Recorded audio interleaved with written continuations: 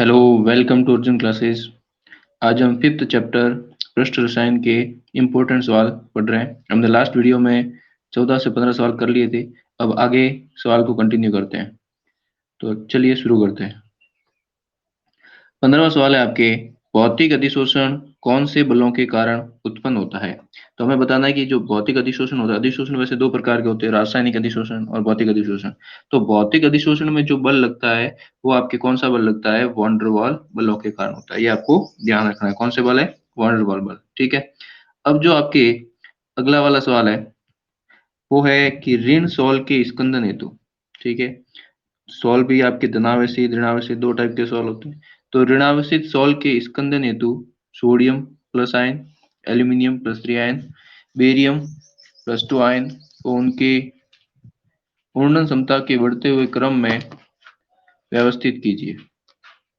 तो देखिए, आपको ये ध्यान रखना है कि जब भी सोल का स्कंदन करना है तो स्कंदन के अंदर उनकी जितनी ज्यादा संयोजकता होगी, है ना, उनकी संयोजकता जितनी ज्यादा होगी, संयोजकता का मतलब जैसे सोडियम पर अभी कितना है, प्लस प्लस का 1 है। ठीक है। बेरियम पे प्लस का 2 है, एल्यूमिनियम पे प्लस का 3।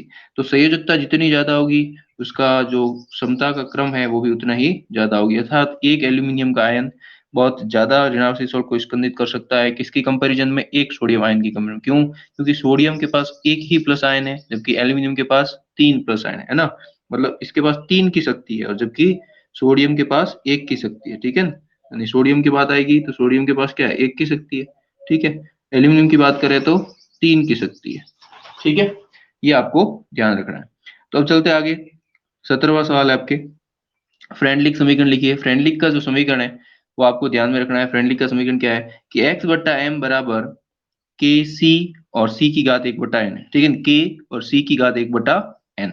अब यहाँ पे आपको ये ध्यान रखना है कि जो x बट्टा m वो आपको क्या बताता है, वो अधिशोषण की मात्रा, यानी कितना अधिशोषण हुआ है वो अधिशोषण की मात्रा को बताएगा। ठीक है।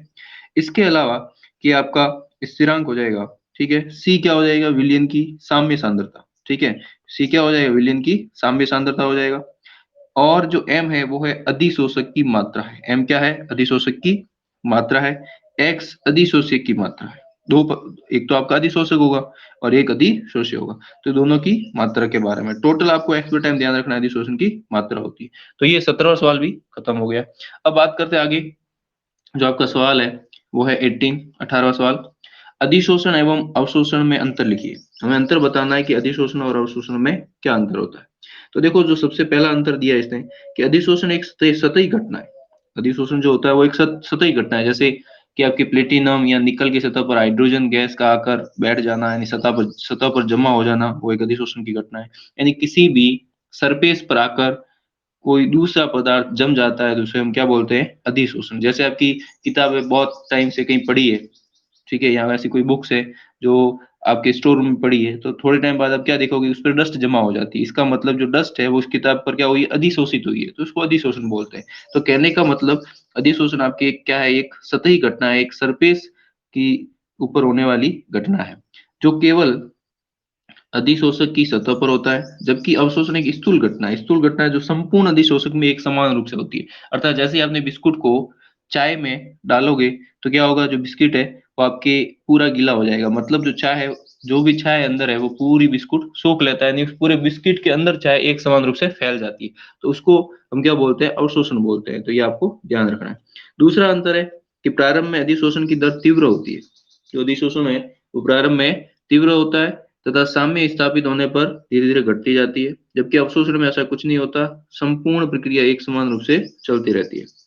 अब है आपका नेक्स्ट क्वेश्चन 19वां, इसमें हमें कुछ पॉइंट समझाने हैं। जो पहला पॉइंट है अपोहन। तो अपोहन का हमने लास्ट में चित्र देख लिया था और समझा भी दिया था, वापस देख लेते हैं ये अपोहन क्या होता है। अशुद्ध सॉल को, यानी जो उसके अंदर चित्र में था, अशुद्ध सॉल को जानतो झिल्ली की थैली में भरकर, जो मैंने बताया था आपको, एक ही पोटली है इसमें भरना पड़ेगा, तो वो किसी जंतुओं की झिल्ली, ठीक है, उनसे बनी होती है। तो जानतो झिल्ली की थैली में भरकर इसे जल से भरे पात्र में लटका देते हैं। अब जल के अंदर जैसे ही लटका देंगे तो अशुद्धियों के जो कण हैं वो सूक्ष्म होने के कारण धीरे धीरे जल में विसरित हो जाते हैं तथा थैली में शुद्ध सॉल बच जाता है, और ये प्रक्रिया अपोहन कहलाती है। तो ये आपके अपोहन का हो चुका है। उसके बाद नेक्स्ट है क्रोटेल अवक्षेप क्या होता है। तो देखिए, क्रोटेल अवक्षेप के अंदर जो बड़ी बड़ी फैक्ट्रियां होती है, उन फैक्ट्रियों में धुएं को बाहर निकालने के लिए चिमनी लगाते हैं, तो जब एक धुएं को चिमनी में से प्रवाहित करते हैं तो उसमें धनावेशी धातु का गोला रहता है, और धातु के गोले का धनावेश कार्बन कणों के ऋणावेश को नष्ट कर देता है, और आवेश के नष्ट होने से कार्बन के कण नीचे गिर जाते हैं तथा गर्म हवा चिमनी से निकल जाती है। इस गोले को क्रोटेल अवक्षेप कहते हैं। अर्थात कहने का मतलब ये है कि जो बड़ी-बड़ी फैक्ट्रियों के अंदर चिमनियाँ लगी होती है, उसके ऊपर ये एक गोला लगा रहता है जिसे हम क्रोटेल अवक्षेप कहते हैं, क्योंकि वो से कार्बन के कणों को सोख लेता है ताकि ज़्यादा से ज़्यादा प्रदूषण नहीं हो, ठीक है? ताकि ज़्यादा से ज़्यादा प्रदूषण नहीं हो, तो प्रदूषण को रोकने के लिए इन चिमनियों के ऊपर लगाया जाता है, उसे अपन क्रोटेल अवक्षेप कहते हैं। अब नेक्स्ट क्वेश्चन है, वास्तविक विलयन व कोलैडी विलयन में अंतर बताओ। हमें इनमें क्या बताना है? अंतर। तो पहला अंतर देखो, वास्तविक विलयन समांगी मिश्रण होता है जबकि कोलैडी विलयन विषमांगी मिश्रण होता है। पहला ये अंतर हो गया, ठीक है। दूसरा अंतर, वास्तविक विलयन, विज्ञान नहीं है, विलयन है। वास्तविक विलयन के कणों का आकार बहुत छोटा होता है, इसे सूक्ष्मदर्शी से भी नहीं देखा जा सकता, जबकि कोलाइडी विलयन में सूक्ष्मदर्शी से देख सकते हैं। आप कोलाइडी विलयन को बड़ी आराम से सूक्ष्मदर्शी की सहायता से देख सकते हो, नग्न आंखों से नहीं देख सकते। इसके अलावा तीसरा है, वास्तविक विलयन में ब्राउनी गति एवं टिंडल प्रभाव कोई प्रदर्शित नहीं होता, जबकि कोलाइडी विलयन में ब्राउनी गति और टिंडल प्रभाव दोनों ही प्रदर्शित होते हैं। अब ब्राउनी गति क्या होती है वो भी आपको ध्यान रखना है, ये भी एक सवाल अच्छा है। जिग जैग, जो भी, जैसे ये आपका एक कंटेनर है और इस कंटेनर में कोई कण है तो वो इधर उधर जिग जैग, ठीक है, जिग जैग अगर मूवमेंट कर रहा है तो उसको अपन बोलते हैं ब्राउनी गति, ठीक है, ये आप ध्यान रखना, इंपॉर्टेंट सवाल ये भी। तो ये हो गया ब्राउनी गति के बारे में, और टिंडल प्रभाव भी आपको ध्यान रखना है।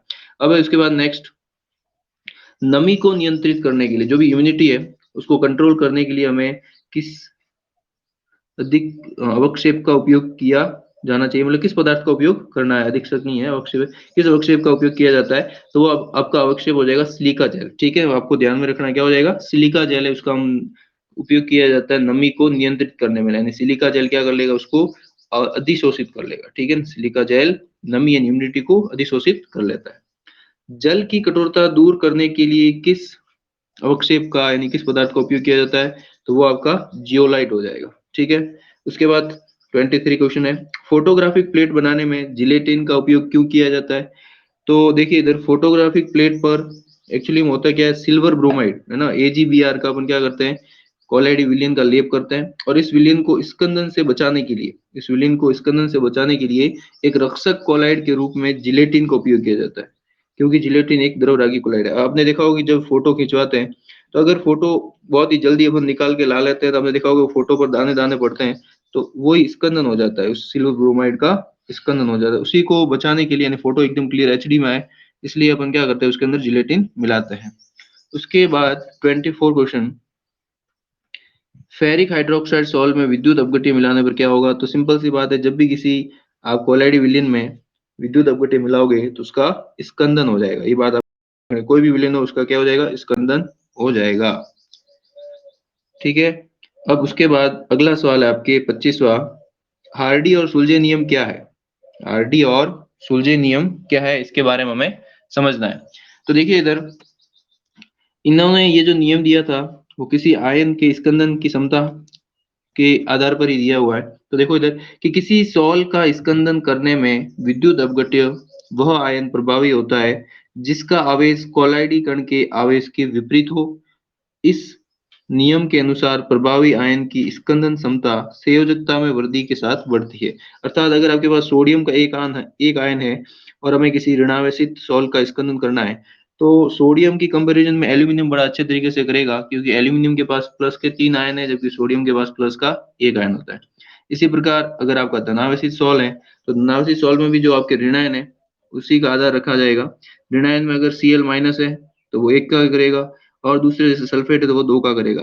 तो कहने का मतलब उनकी संयोजकता पर निर्भर करता है। ये हार्डी और सुलजे का नियम था। उसके बाद 26 क्वेश्चन है, स्वर्ण संख्या क्या है। गोल्ड संख्या सवाल आता है 1 नंबर का।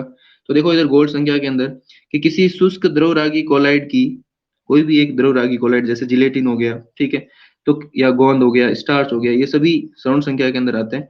तो किसी शुष्क द्रवरागी कोलाइड की मिलीग्राम में वह मात्रा जो 10 ml मानक गोल्ड सॉल्ट में डालने पर आपका गोल्ड सॉल्ट कितना है 10 ml।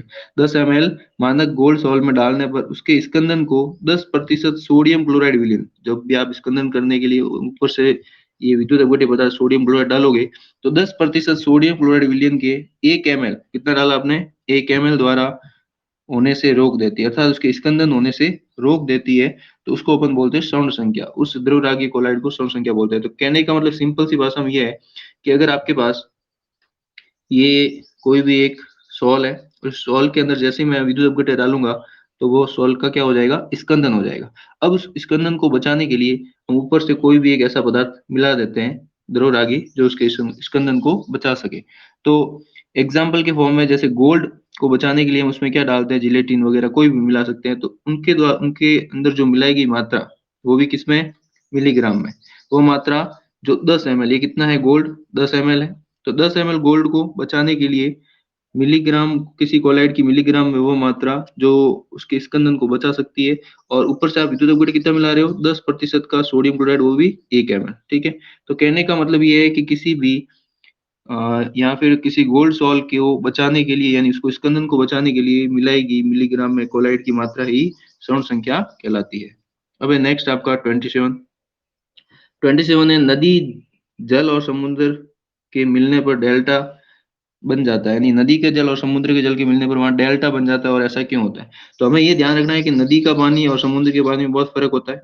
नदी के जल में रेत और दूसरे कण होते हैं, जबकि समुद्र के पानी में अनेक विद्युत अपघट्य पदार्थ होते हैं। और जब नदी का जल समुद्र में मिलता है तो कोलाइड कण स्कंदित हो जाते हैं, जो भी अंदर कोलाइड कण वो क्या हो जाते हैं स्कंदित हो जाते हैं और नीचे की ओर जम जाते हैं। और धीरे धीरे परिणाम स्वरूप ये मिट्टी का ढेर बन जाता है और पानी उनके दाएं और बाएं से निकल जाता है। और उसी जो आकृति है उसी को क्या बोलते हैं डेल्टा बोलते हैं। ठीक है, ये आपको ध्यान रखना है। तो अब देखो इधर सवाल जो आपका 28वां है कि शरीर पर खरोंच लगने के कारण बहते हुए रक्त को रोकने के लिए फिटकरी का उपयोग किया जाता है। किसका उपयोग करते हैं अपन फिटकरी का। तो फिटकरी का उपयोग इसलिए करते हैं क्योंकि जो आपका रक्त है वो ऋणावेशित कोलाइड विलीन होता है। कैसा होता है ऋणावेशित कोलाइड विलीन होता है, और उसके स्कंदन के लिए हमें किसी धनावेशित कोलाइड विलीन की आवश्यकता है। तो धनावेशित के अंदर अपन फिटकरी का उपयोग कर सकते हैं। ठीक है, अब उसके बाद नेक्स्ट है हेबर विधि में कौन सा उत्प्रेरक उपयोग करते हैं, तो हेबर विधि में आयरन या मोलिब्डेनम का उपयोग करते हैं। और तीसरा क्वेश्चन है अम्लीय माध्यम में साबुन अपमार्जक क्रिया क्यों नहीं करते, क्योंकि अम्लीय माध्यम में साबुन का जल अपघटन हो जाता है। ठीक है, साबुन का क्या हो जाता है जल अपघटन, जिसके कारण क्रिया नहीं कर पाता।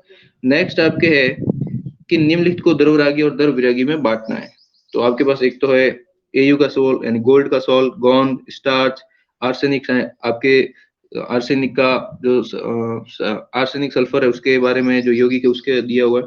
तो देखो इधर द्रवरागी कोलाइड के अंदर गोंद और स्टार्च हो गया, द्रवविरागी कोलाइड में गोल्ड का सोल हो गया और AS2S3 हो चुका है। तो ये आपके पास जो इंपॉर्टेंट सवाल थे वो सभी हो चुके हैं।